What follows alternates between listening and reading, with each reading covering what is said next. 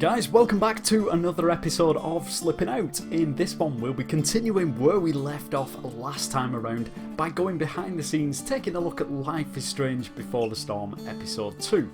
Just before we get started on this one, actually, do you know what? Let's just get started on this one. At the start of episode 2 we are in the head teacher's office. Now in the original Life is Strange, I believe that was also episode 2, we took a quick look at what was outside here. And there is one major difference at this point, so I thought I'd just take another look to show you this. So here it is again. Now I have no idea why these windows or this tree can be found randomly in the background. But out here we can also find the locker that we come to in the next part of the chapter. But for those who didn't see the original episodes, instead of this locker we found some objects for testing texture sizes hidden behind here.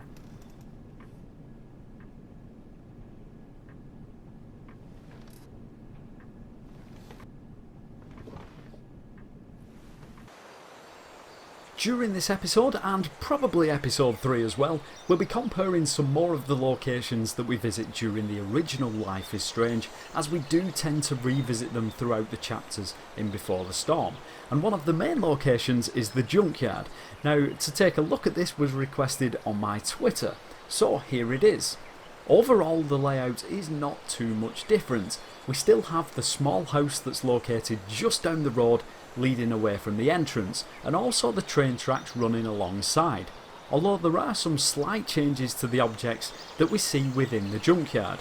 I may post some more of these comparison shots on my Twitter and Instagram.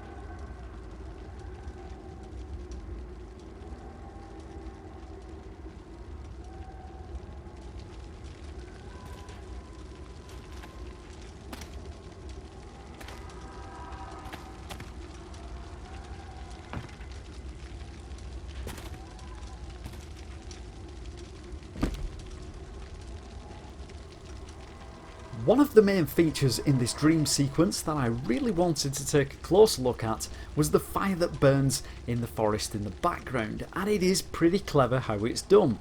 As we get closer you'll begin to notice that what looks like large flames from over in the distance are actually lots of smaller flames put together to create the effect of one. You'll also notice that the flames are 2D as well as being billboarded, so they always face the camera.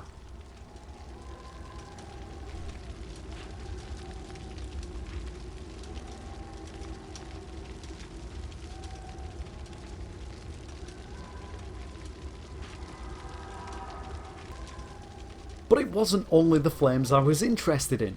Check out how this huge cloud of billowing smoke is created by multiple layers behind each other.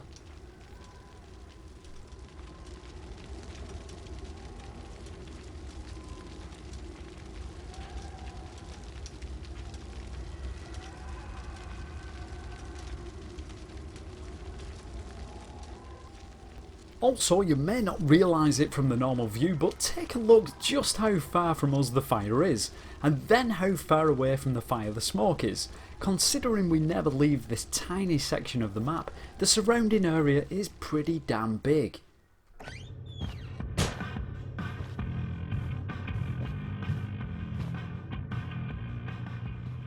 As we set off in Frank's RV, you wouldn't be blamed for thinking that we are on the move, especially as shortly afterwards we see a clip of the RV driving away. However, again, this is a neat little trick to fool us into believing this. Let's take a look at this whole sequence. First of all, this is how the RV looks from the outside. Kind of weird not having any body panels, but as we never normally see it from out here, there's really no need to be able to see them.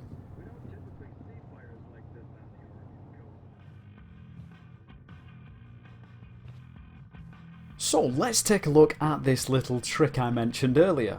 As you can see here, it's the terrain outside the RV that moves, not the vehicle itself.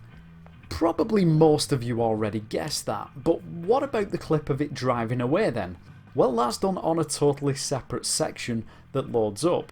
I'll keep the camera pointing in this direction so you can see this happening, and then spin it back around to show the final moving section loading as well.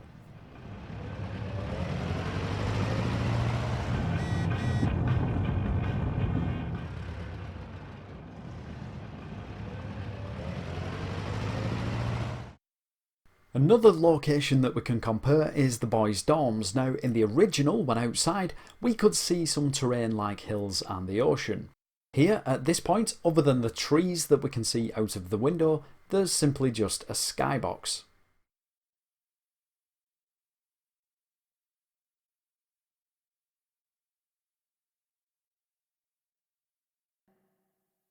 Worth a shot. Yes! This is kind of fun.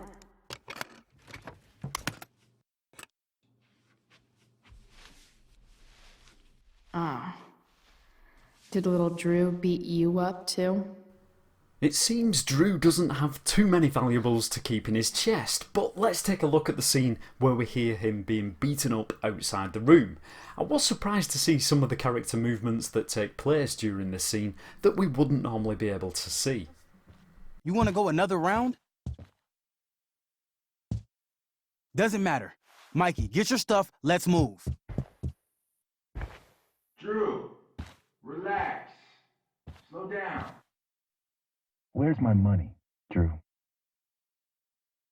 I don't know what you expect me to do. I can't just make money appear out of thin air. I want my fucking money! You don't have to hit me, man. I'm gonna... Where is it? Please, just give me one week. You're just going to lie there? I thought football players were supposed to be tough. Sorry to have to do this, kid. No one steals from me. No one.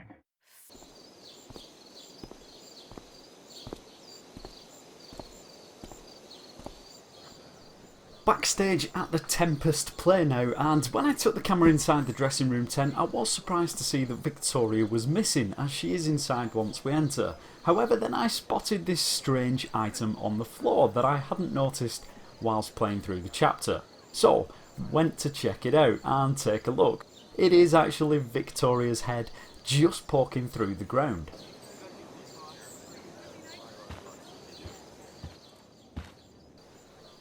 We can also find Victoria and Rachel in a T-pose way under the map, although I'm not entirely sure when these models are used. Truly we are a cursed lot. Even my prodigious imagination cannot conceive of a worse turn of fate. Ah! Touché. Alright, there was only a couple of things I wanted to look at during the actual play, mainly because everything backstage has now disappeared and we already know what the outside of the school looks like. However, I did want to take a closer look at the audience members, which, when we do, are pretty freaky to look at. It looks almost as if they're robots covered in a metallic paint. And there is one other person who I genuinely didn't notice standing in the background. Let me know in the comments if you spotted her from the stage.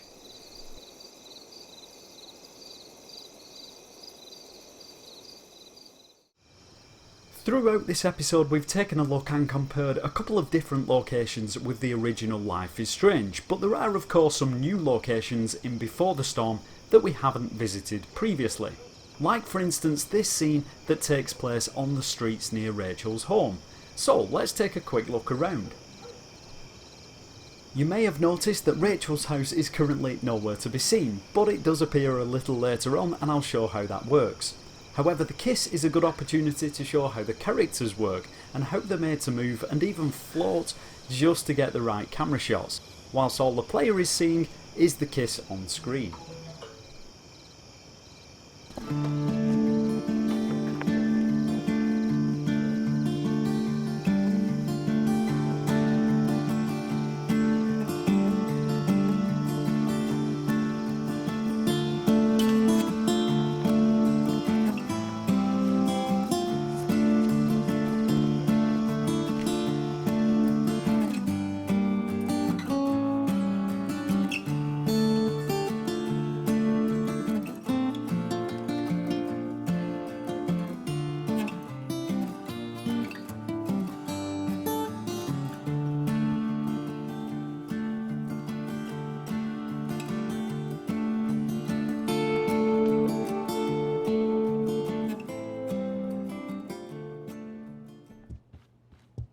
Oh, you're home. Coming towards the end now, after making the dinner table, we see a scene where Rachel loses her cool with her father, and quite rightly so in my opinion. One of my followers on Twitter is interested to see how high the candles burn when Rachel is fuming, so as requested, here it is from a couple of different angles.